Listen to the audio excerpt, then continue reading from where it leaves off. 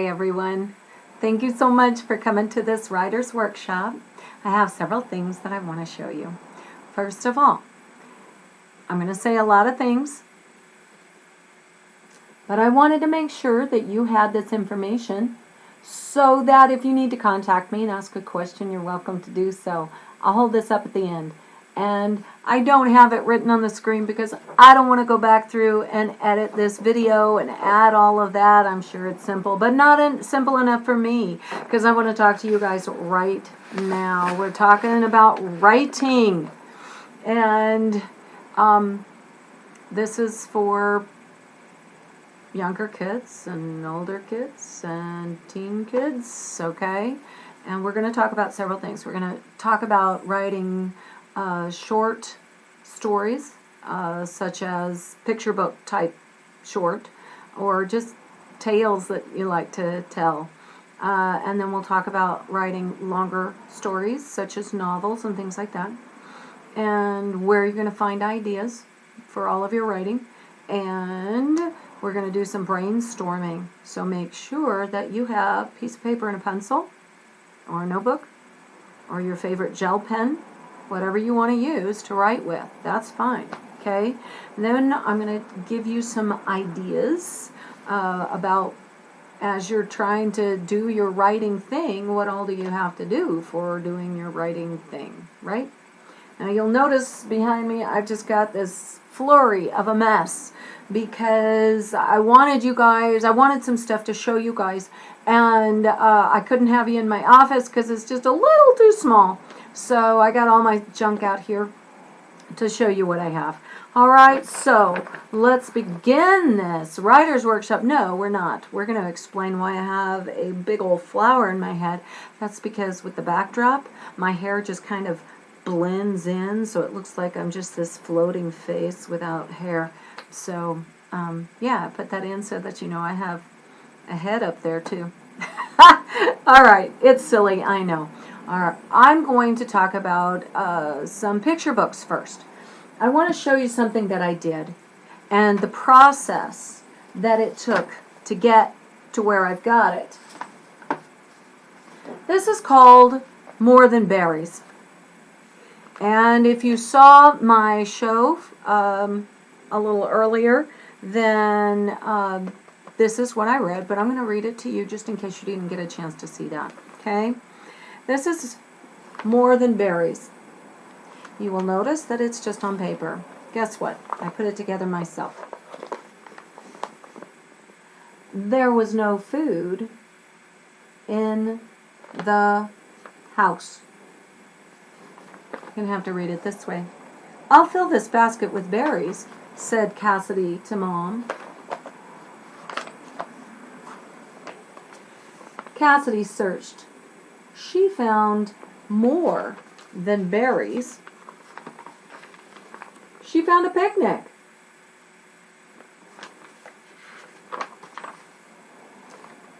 There was watermelon. There was corn. And there was chicken. After cleanup, there were games. A pie-eating contest. A three-legged race. And an egg toss. Cassidy had ice cream for dessert. She had to wash up before going home.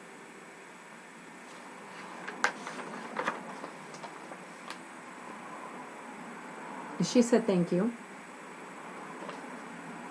Then she left.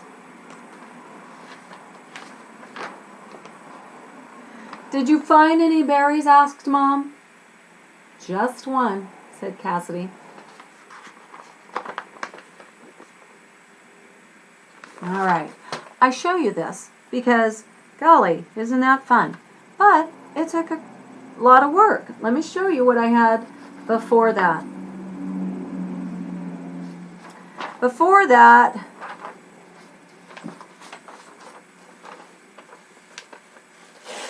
Before that, I had it typed up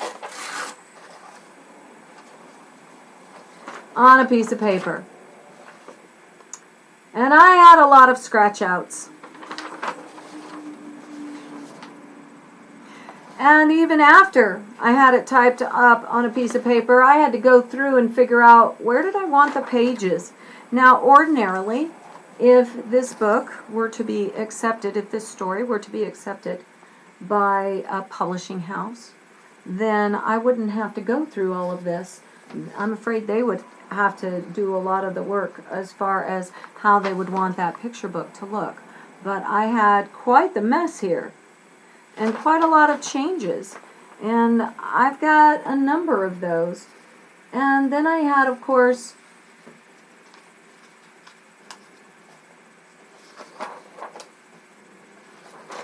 a cleaner copy than that, so I had that printed out. And then one day I thought, you know what, maybe I'll make it myself since it's not published yet. And here's what I ended up doing. I took a booklet of paper that I'd made, and I started to sketch out, you know, what would I have if I actually did the pictures. And you see all the pencil marks, and you see things are a little bit different than what actually took place, or a lot of what I had drawn is different. But this is just quick sketches. At first, on this one, I had the picnic with them sitting around the ground. And then afterwards I decided, oh, I'll put them on a table.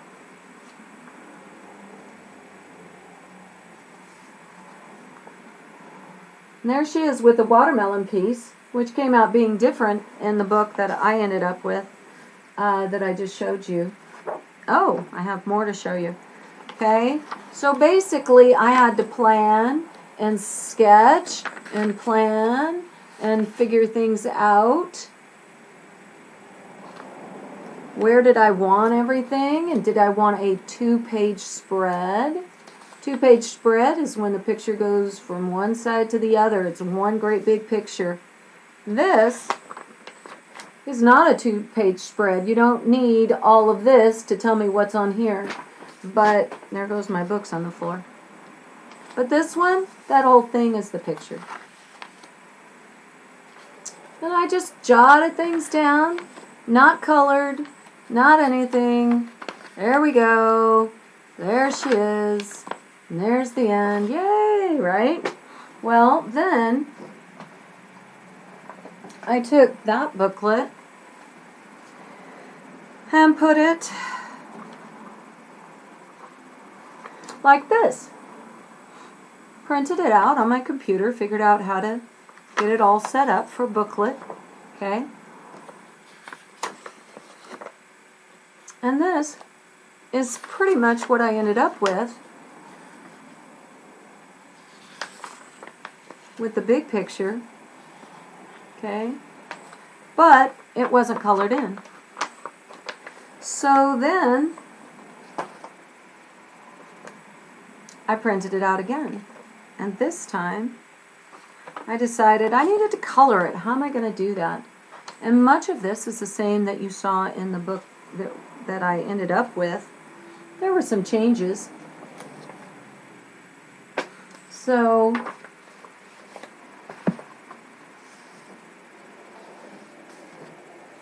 I ended up making a big black and white copy, and you'll notice I printed those letters out from my computer and then pasted them on. And this, I figured out how I wanted it planned. So I had 2 pieces of paper so that I could make it big and work with each one. So it was a process. Now, I have to say that, like I said before, this isn't one that's been published yet, but that's all right. I still like it, and I still wanted to do something with it. As a matter of fact, I scanned the pictures that I did and then went ahead and did this book on a place called Shutterfly online.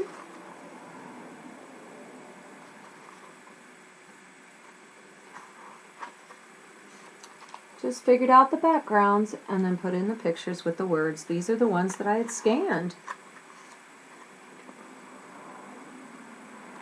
It's a lot of fun. I mean, it just so happened that I had a discount for this particular book and it came out really well and I liked it. Now, I want to tell you how I figured out how to do, why I wanted to write this book.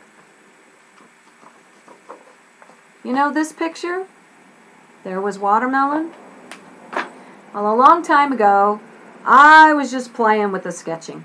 I thought, oh, I might as well. And I had a friend who's an illustrator, and I wanted to, do the same. She used color pencils, and I thought, well, I might as well practice. And so I started practicing and practicing and practicing. And one day, I have no idea why, I drew that picture in one of my sketchbooks. And I looked for it, I couldn't find it. I don't know which sketchbook I had it in, and so this is what I've got. And I was looking at the sketch and I thought, that is so funny. I wonder why she's holding a giant piece of watermelon. She had to have been around giants. Why would she be around giants? And that's how I ended up with the idea of More Than Berries. Guys, ideas come from all sorts of places. And you want to write down your idea. So let me show you some more stuff. All right, we got More Than Berries. Very good. I'm just going to drop that on the floor. If I need it, I guess I'll pick it up again. So, writing shorter stories. Doesn't take a lot of words, but you have to be careful with the words because there's not that many. And your story has to be just right. It sounds like Goldilocks and the Three Bears. One too hot, one too cold, but this one is just right. Well, when doing a picture book or any kind of longer story, you've got to have it not too short, not too long, but just right. And sometimes it just depends upon your story and what you want. I decided, I don't know where I came up with this idea, I just wanted some penguins. And so I ended up doing it on this size paper. This has no words. It's totally a story without words. And so I sketched these. Penciled them first, of course, before I started adding the color. What did I use? Gel pens? Yep. Gel pens, just for fun.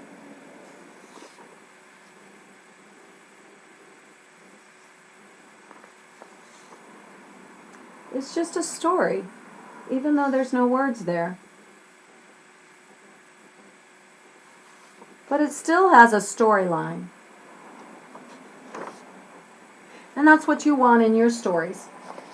You want a storyline. You have to have a beginning and a middle and an end. And you think, well, yeah, no duh. Here's the deal. There needs to be a problem. It's not just describing something. Oh, I see blowing trees out my window. Cars are going by. The end. So what's the problem? You got to have a problem. Or an objective. There's a problem and you got to get to something. You got to go through this process. Now you may be thinking, well, what's the problem here? The problem is this poor little penguin is sad. And then he sees some hearts floating by. He's going, what on earth is that? So the question is, his journey is, follow those hearts. And sure enough, as he collects these hearts and follows those hearts, he discovers a friend.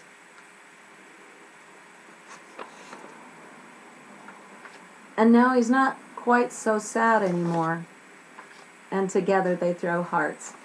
And those hearts reach yet another penguin. So there you have it. It's a short, simple story, but it still has a problem in it.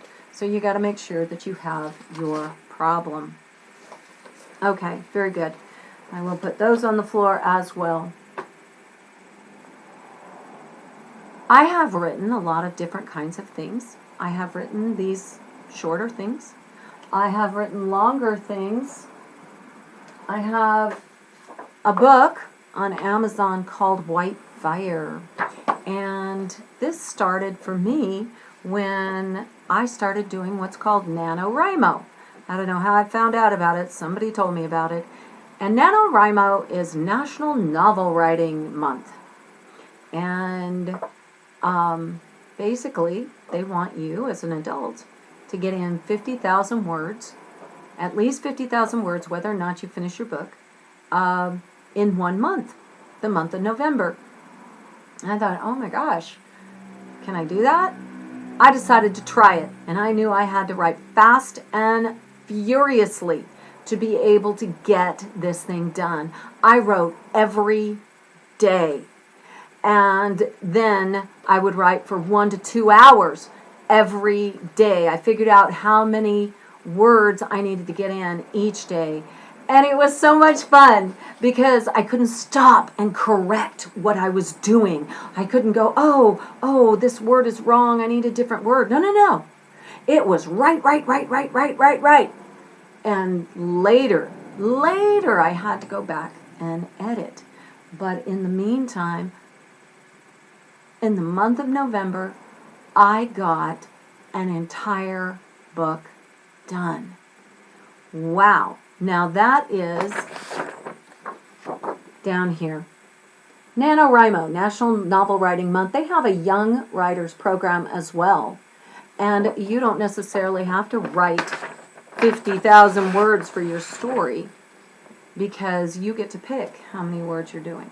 So that is a really freeing opportunity, and it just helps. You don't win anything, but you win because of the accomplishment. What's funny is I had planned on doing the NaNoWriMo, and there was a word, a phrase in there in my head, and I thought I'll just do a contemporary, I don't know, some novel. Contemporary means nowadays. And I thought, okay, well, and then I came up with the line, she didn't want them to know she was a coward, so she hit him again. I thought, oh yeah, that'll be on the playground. I don't know, right? Now, you notice that it's not a book but a piece of paper. That's because it's an e-book. All right, very good. I started NaNoWriMo, and suddenly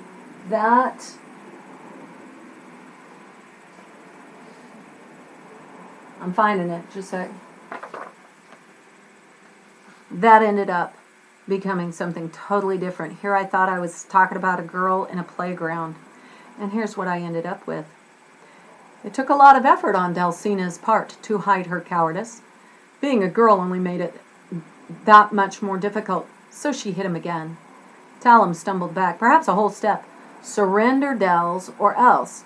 Stop calling me Dels. I'm not afraid of you. Actually, she worried her oldest brother might tell someone where she'd been, or that he would punish her himself. She scrunched up her face to keep from crying. That was for babies. She hoped her expression said something like, I hate you so much that with the right weapon in my hands you would die. Luckily for Delsina, there was a good-sized stick near her foot. She picked it up and swung. Talum slipped quickly behind the tree next to him, and the stick broke on the trunk. He shot out from his cover, and with one quick movement, Talum pinned Delsina's arms to her side and picked her up. Delsina wished she was tall and strong. Maybe then no one would bother her, least of all her brothers. Unfortunately for her, she was small, and Talum was strong. All Delsina could do at that moment was to make it difficult for him to carry her. She wiggled, kicked, and tried to bite him. It didn't make her brother drop her or stop. Instead, she tried out a new word she'd heard at the marketplace. At that, Talum did stop. He put her feet on the ground and held onto one of her arms. Dulcina bunched all her muscles to twist away. Talum slapped her. No tears sprang to her eyes. She almost said that word again. From long practice, she replaced hurt with anger so no one could tell she was a coward. Would Talum tell their parents? Or the council? Would she be locked in the stocks? Or banished? Now, obviously, we are not on a playground. It ended up being a fantasy novel. And sometimes that happens. You start one way and suddenly things end up being a lot different. In fact, it was going to be kind of funny. So that didn't work out very well. I wanted to show you a couple of other things that might help as you write. I don't know what you're writing, and if we were together, then we could certainly talk about some of the writing that you've already done, which would have been great fun. But I encourage you to write, read, and write. It's a lot of fun. All right. There are a lot of things that I've done. This one I started also at a NaNoWriMo, but I didn't get up to, did I get up to 50,000 words? Can't remember, but I didn't quite finish it, so I've been working on it. And it's been years because I have a lot of other projects. You know what? So what? If you're a writer and you think, oh, I'm not getting done with these, don't worry. Just keep it. Come back to it. I know you've got a lot of stuff. We all have a lot of stuff to do. Or maybe you don't have a lot of stuff to do and you love writing. Keep going. Keep going. This is called Birdie's Lasting Legacy. This is chapter 1. Birdie throws shoes and comes up with a new idea. Birdie squatted as low as she could go, especially dressed in her business skirt and jacket for Corporate Wednesday, then stretched up to her tiptoes. She did this 2 more times before flinging the pair of tennis shoes as high as she could. With coordinated precision, the shoes wrapped around some wires like a gymnast around a bar. Birdie was satisfied. "And you did that why?" said Kathy. Picking up her backpack, Birdie started walking towards school. "I already got in trouble for it." Kathy was confused. "Huh?" "This morning, my darling brother was missing his shoes and blamed me, as if I could fit in his shoes." She kicked a rock for good measure before continuing. "Brad told Mom that I had borrowed them, but you hadn't because you don't wear a size 10 men's. I wonder why your mother believed him." "I had borrowed them? I said as much to Mom." Kathy seemed more confused than ever. "But," continued Birdie, in her usual drawn-out explanations, "that was Monday." "Oh, Mad Monday."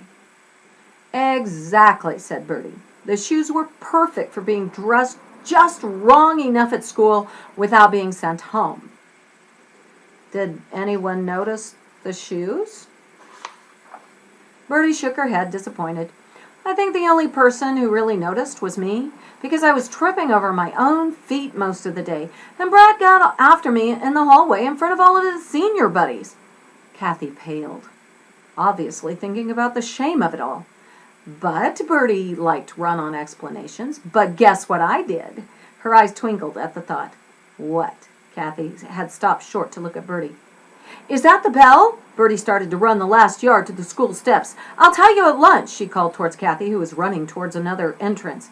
Birdie and Kathy were in the same second period, but Birdie sat looking interested in the lecture on government that Mr. Porter was giving. Birdie ignored the periodic whispers from Kathy next to her. In third period, Kathy was waiting by the door to Mrs. Ralph's chemistry lab, but Birdie shrugged past.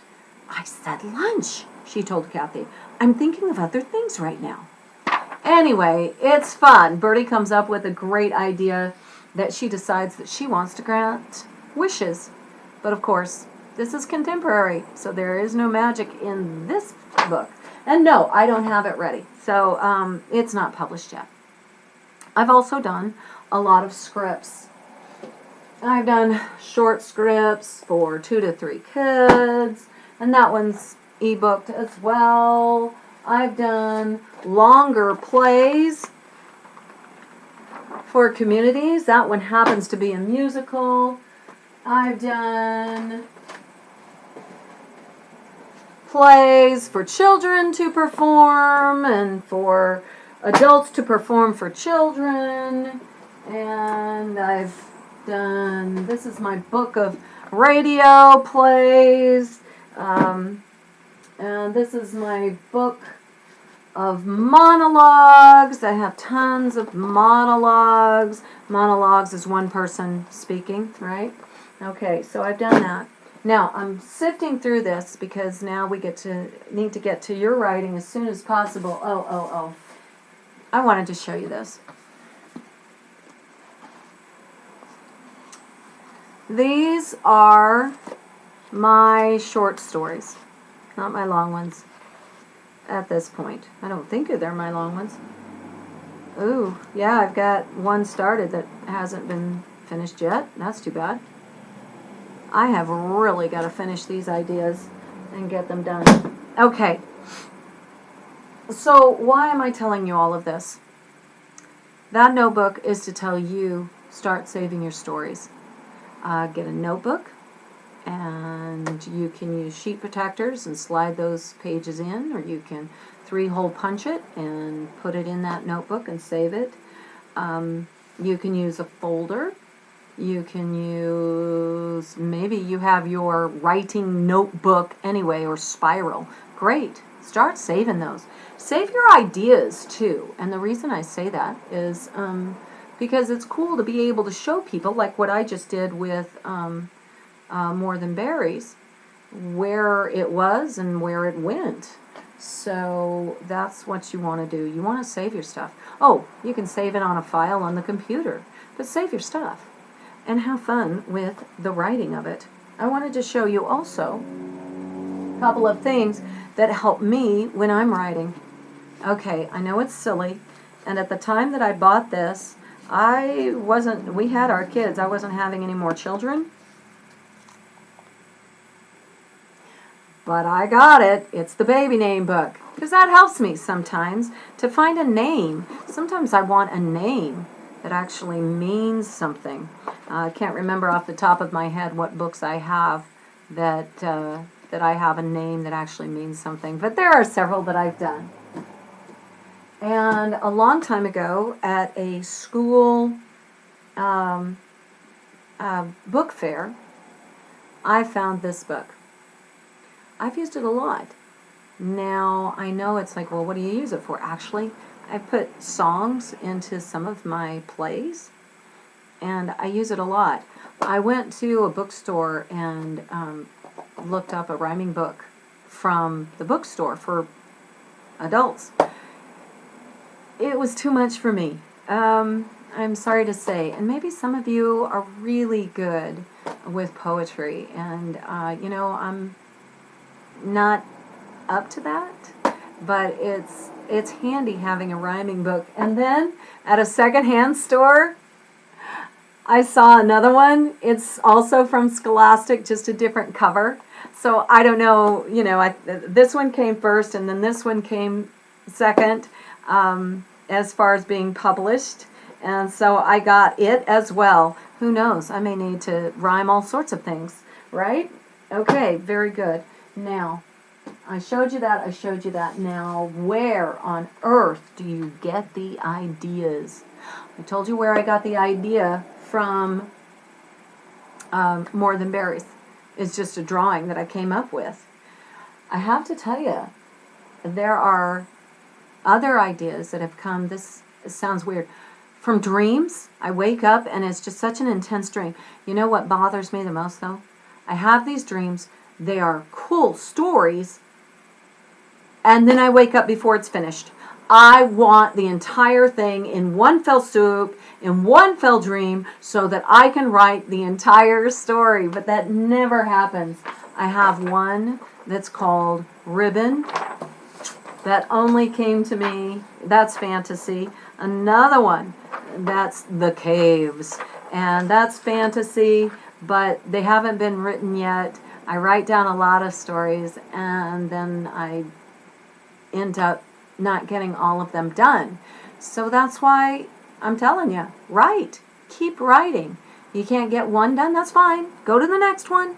Sometimes you get to the point where you feel like you don't know what to do. It's called writer's block. I'm sure you've heard that. Well, here's the big deal. Make yourself do it anyway. Yeah. I had a couple of writers' conferences that I've gone to, and here's two of the best things that have stuck with me, all right? First of all, they say, put your butt in the chair. If you want to be a writer, put your butt in the chair, and you just do it. Another author friend of mine brought, when she was doing a talk, she had brought duct tape. She said, duct tape yourself in the chair. And it was funny. But that imagery always comes back. I gotta sit down. I gotta duct tape myself in this chair. Now, do I really duct tape myself? Absolutely not. But it also reminds me, look, if you want to write, then you've got to sit down and do the time. You've got to make the time to write. Then the other thing that I think I read it in a writer's magazine. I can't remember if I did or not. But the guy was saying, write crap. Everything you write to begin with is going to be crap. You're going to have to go back and edit it. Write crap anyway. That's how you get out of writer's block. And you know what? It really helped. It's like, I don't know. This isn't as I'm typing. I like to type. We need to talk about that too, how you like to get your stories on paper. But I like to type because then sometimes I can go back and fix something real fast. I'm typing away and thinking, I don't know. I'm whining, okay? I whine, complain. And then I think, you know what? Write crap. Okay, fine. What are they going to do? Oh, they're going to jump off the bridge. Yeah, go then. Hit the water. Okay, fine. So sometimes you just write badly. Don't worry about it. Especially if you're writing a longer novel and not just a picture book. And then you go back and edit it. That was what was so neat when I've done the several times with NaNoWriMo, National Novel Writing Month. Just that it made me write and write and write and write and write. And I ended up with 2 or 3 finished books. Now, when I say finished, I mean I got to the end of the story. Once you finish writing, you got to go back and edit all of those stories. So I was really proud when I was able to finish Whitefire and get that up on for an ebook. Okay, so we talked about some of those kinds of things. Good, that's Birdie, that's that one. Okay, let's get back to how you like to write. I like to type because I'm quick at it. When I'm doing NaNoWriMo, I don't even look at the screen. I don't look for mistakes. One of the last NaNoWriMo that I did, as I'm writing the novel, I thought, oh, I need a special name for this city, this kingdom. And I thought, wait, I'm pausing too long. So in capital letters, so that I could find it easily, I put name of kingdom. And then went on with my story so that I could keep writing. It was a lot of fun, and I'm sure well, you know what, I have no idea what I went back to, which story it was, and if I went back and got the name of the kingdom right. Let's talk, though, about brainstorming, where to find the ideas. All around you. I said dream. Whitefire started. I had no idea what I was going to write, but I had that line in my head. So she hit him again. And suddenly I was writing it, typing it, and it totally morphed into the fantasy novel. Okay, fine. Then what happens? What else? What else can you use to come up with ideas when you're stuck? Well, I have another picture book, story ready to go that I'm working on. I do a lot of those too. I mean, I have to edit those as well, all of the picture books. I think I'm on version 15. And it's called the Decorated Moose Award. I had an agent ask me, well, where did you come up with that idea? And I said, oh, well, I don't remember. So, did I see a moose? Was I thinking about Canada at the time? I don't know. I wanted a moose. I wanted a story with a moose in it. And the pictures story that had the penguins. I wanted a picture story with penguins.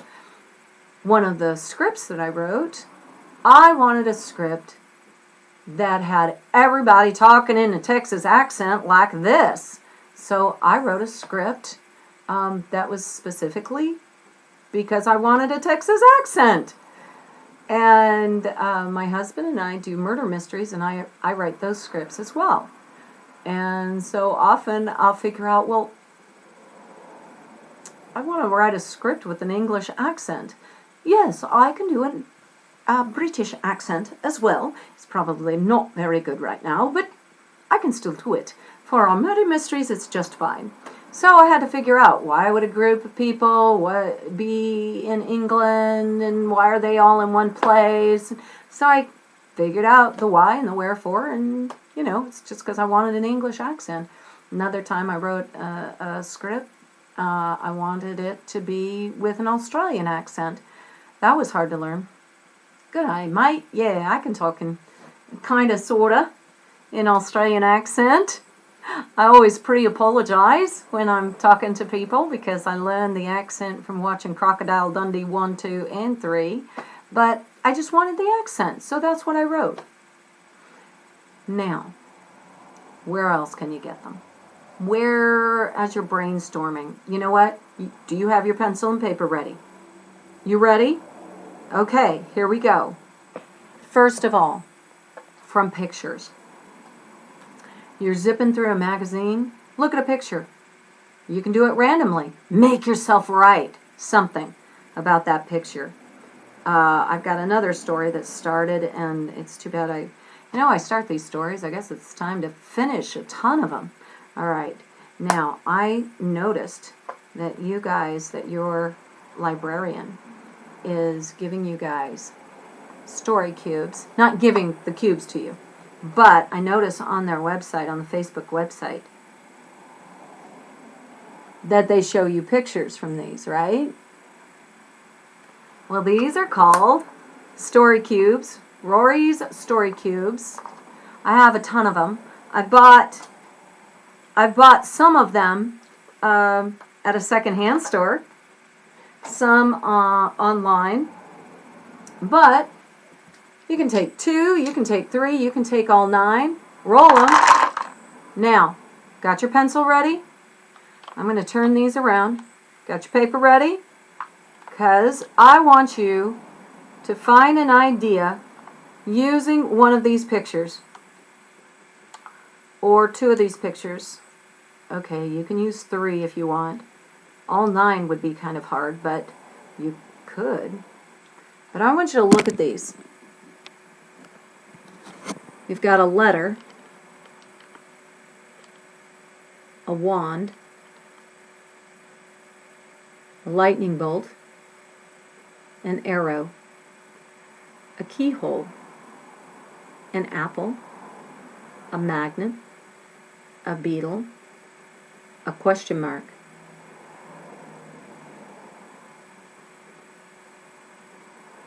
Jot down an idea for any one of these, or a question that your story could answer. Why did Belinda get a letter? An anonymous letter. She doesn't know who it's from. What kind of letter is it? Who is it from?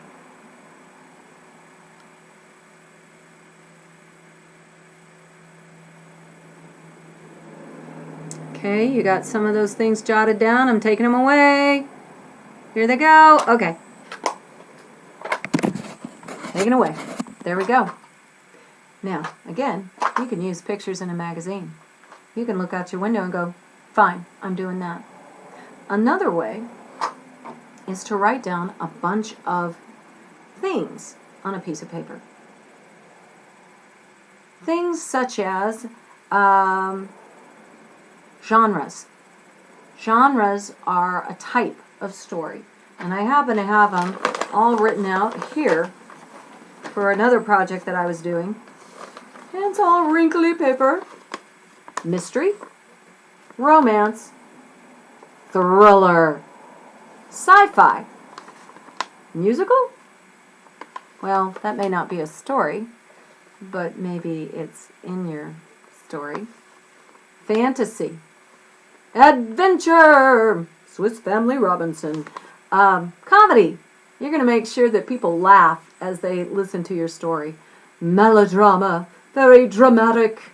And then when you've got, okay, don't worry about the Shakespeare. Usually we use these for some of the theater stuff that we're doing. But those are some of the genres. Do you want it happy? Do you want it sad? Do you want it intense? Do you want it scary? Do you want it fantasy? So that there's magic. Now, the books, Harry Potter and all, that is contemporary fantasy. That means it takes place in the now, but the fantasy part is all the magic. Then you have high fantasy or classic fantasy. For instance, The Hobbit, Lord of the Rings. I like the Chronicles of Prydain. There's 5 books in that one. I'll go get them and read them to you if you'd like. I'm teasing. No, we're not reading them right now. Okay, then, what else have I got here? We talked about genres. So, guys, right now, I want you to write down what genre do you think you want? Do you want it to be a mystery, comedy, science fiction, fantasy?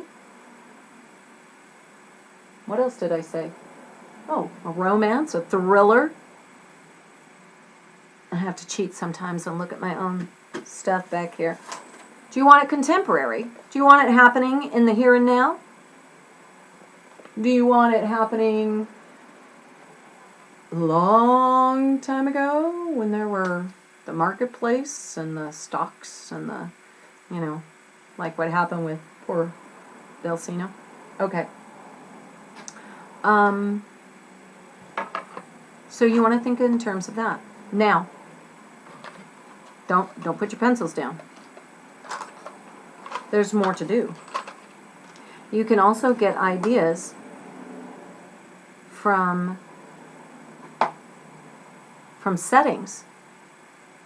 Now I'm going to say some settings. You can write some of these down. And what you can do later on, another day, if you want, you can, I was telling you, you can write some of these things on a piece of paper. Little slips of paper, crinkle them up, throw them in a cup, a bowl, box, a little box, and then draw one. If you're getting stuck, draw one, okay? You could also put in settings. Let's see. A busy highway, that's a setting. If you think, wow, I am suddenly getting an idea for a busy highway, write it down. A theme park, Disneyland, Six Flags over Texas, Oaks Park, what are the other ones? Florida, of course, Universal Studios. But a theme park, it doesn't have to be, and I wouldn't if I were you, do a specific theme park, okay? But, some kind of amusement park, I guess. There's a place for you.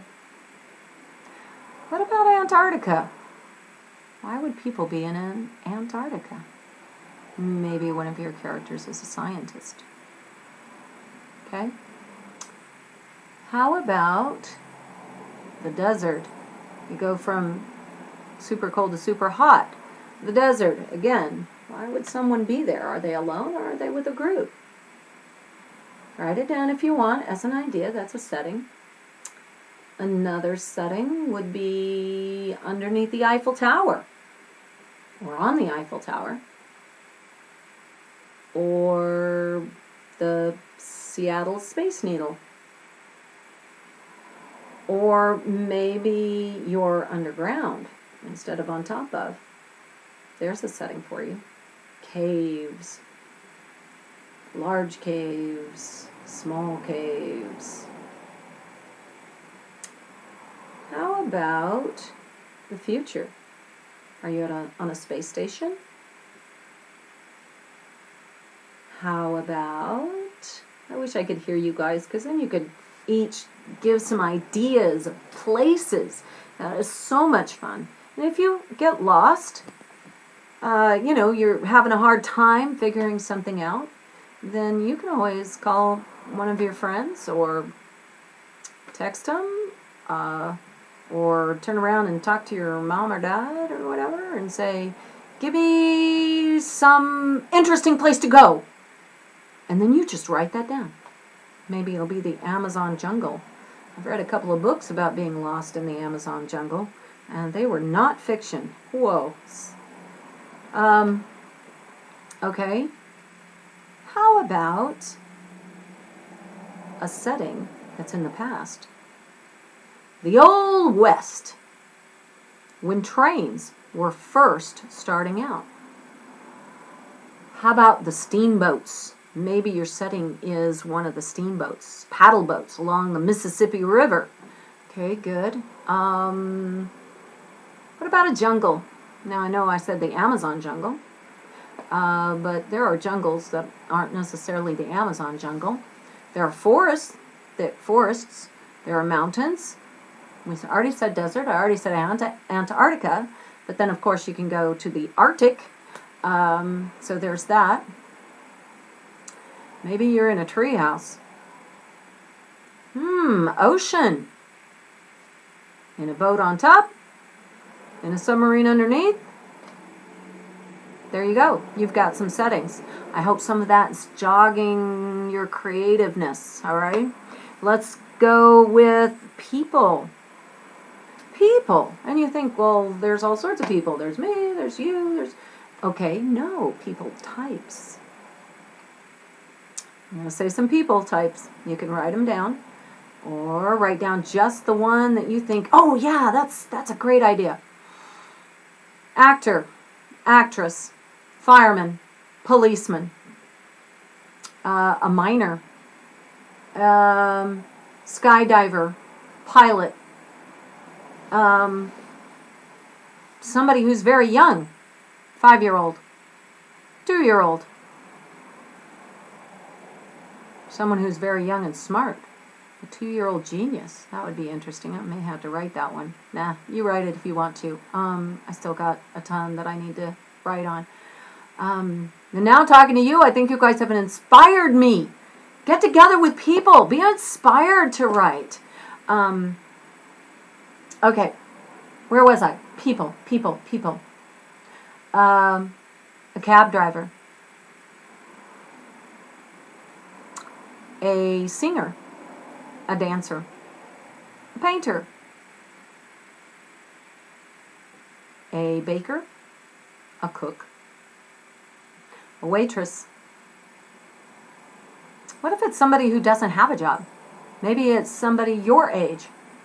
Well, what kind of people do you have around you? Do you have someone who's mean? Do you have someone who's so kind it just astounds you? But what kinds of jobs do you have? Do you have chores? Do you have schoolwork? What happens if you didn't have anything to do and you were laying around and watching TV and you wish you weren't, and then suddenly something happens that makes you have to move? What is it? That could be a story. Okay? So people, objects.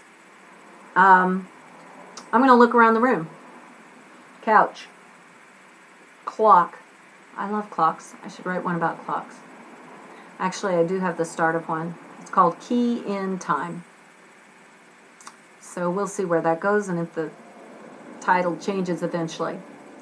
I've got a Rockwell painting on my wall. Got family pictures. I have a cross stitch that I did. Cat scratching post. I've actually read a few books from the cat's point of view. They are really saucy critters. Okay, a TV. A float for the a float, like the glass globe thing. Chess sets. I have a little statue of the Eiffel Tower. A crane. Yes, I have a little crane statue too. Okay, books. A pillow with an elephant floating in a hot air balloon. Pillow with a big flower. A DVD. So basically, you can write these things down, put them in that big old, on a slips of paper, put them in that big old box of yours, and just start picking them out. Pick it out. Pick it out. And write. It doesn't matter if your whole entire story is about the pawn on a chess piece, or the pawn helped you to think of two people who were having an intense match. And maybe the reason why this is so important is that whoever loses dies. Sounds like the Hunger Games, only with chess. That's okay. All right. So, words. Pick a word. Anything else I need to tell you? Yes. Ooh, we were going to talk about writing and where one writes. Here's what I recommend. Do what you love to do. So if you happen to have a favorite pen, that's not necessarily my favorite pen, but I do like it. I try to keep it around so I know where it is. Use it. If you like to lay on your floor and write, if you like to sit at your desk and write, if you like to go outside and write, do it, do it, do it. A favorite pen, a favorite pencil. Maybe you love gel pens. Maybe you hate pens and you're only writing in pencil. That's fine. As long as it's got a sharp point and won't break too much on you, take several pencils with you. The other thing that I've heard from friends, other author friends, is they have a figurine. Now, my husband bought that for me a long time ago because one of my stories was about Alexandria Dragon. And so it just so happened she was golden green and my husband found this. And the dragon is golden green and is reading a book and it's dusty. So maybe you have a figurine or a stuffed animal or whatever that every time you write, you put it right down next to you so that you are able to concentrate. That's your I am now going to concentrate on writing tool. You don't get to put it down next to you unless it's time to concentrate. Okay? So that's another way to do it. If you prefer typing, then I guess you're going to have to do it on the computer and type it. But then you get to save it and edit. But save all your different versions, by the way. So if you write it one way and then you go, nah, it needs to be changed up a bit. Yeah, you're going to change it up, but then let's see, maybe it's, maybe your book is called, or your story is called, Miss Muffet Takes on the Spider. And there's version 1. It's Miss Muffet Takes on the Spider. Then you have to go and edit it. So you bring it up, and then you save as Miss Muffet Takes on the Spider 2. That way, if you take something out, you can go back through and go, that I did want to keep that. And then you can go find it and how you did it and figure out how you had it worded and such. So, like I said, for the Decorated Moose Award, I think I'm on version 15, or maybe that's Troll in the Trash Can. I can't remember which one has version 15, and it's a short one. All right. So, guys, here's the deal. It is almost time for us to end. And I want you to know a couple of things. I wrote them down so I would remember to tell you these couple of things. We talked about where to find ideas all over the place. Do it. If it's a dream, write it down. Write it down quick. Put it in your file. I did hear an author who said he doesn't jot down things because he figures if it's a good idea, it'll come back to him. But on the other hand, I love these dreams that I had, and I really do want to write them. So yeah, I have them in my file. Okay. So brainstorming, we talked about that. We talked about NaNoWriMo. I do want to tell you, get a group. Whether it's just a few friends or your family or whatever, read them your stories. Read part of your stories. If you're too shy to read them to your family, then find a friend, a buddy who can help you. Now, I'm not talking help you in terms of being able to write it for you or just say, oh, that's so marvelous. Everything is so marvelous. You know, that's good. But then sometimes it helps to have a friend say, that was really confusing. I don't know why she did that because she's never done that before. So, you know, get a group, a writer's group. I used to have a writer's group that was just for youth. And then another time I was working with my daughter and her friend in practicing writing. So that's something you can do. You just have to figure out where you're going to meet and who you're going to be with. All right. So here are the things you need to know. Write every day. And if you can't write every day, then write every other day.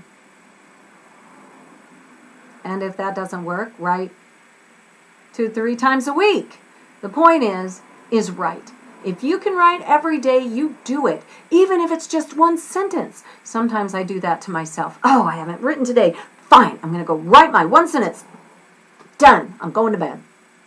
So even if you're that tired, one sentence isn't going to hurt. Okay? So write every day if you can, please. Then, the other thing you need to know is write what you want to write. Don't write about penguins or moose or white fire. Well, first of all, I've already done those, so don't do that. Okay? But especially if you're not interested, don't do it.